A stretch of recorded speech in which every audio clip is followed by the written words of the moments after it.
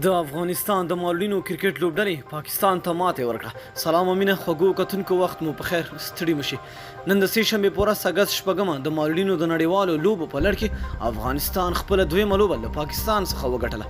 په دغه لوبه کې افغانستان لومړی بیټینګ کړی او په 14 اورونو کې د 15 لوبغاړو په سدیدو سره 142 منډې کړې.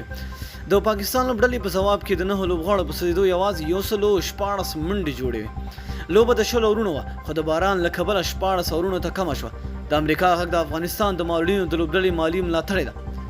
د افغانستان لخوا احمد الله احمدزي په 14 توپونو د 3 شپږیزو او 4 څلوریزو پر مټ 18 منډې جوړې کړې وې.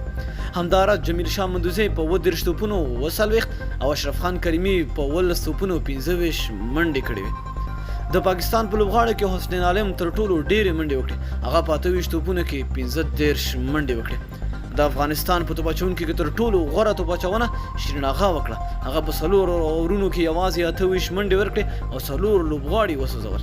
د دغې بریا سره افغانستان په 2 پرلهپسې بریالیتوبونو وروسته په جدول کې لومړی مقام خپل کړی.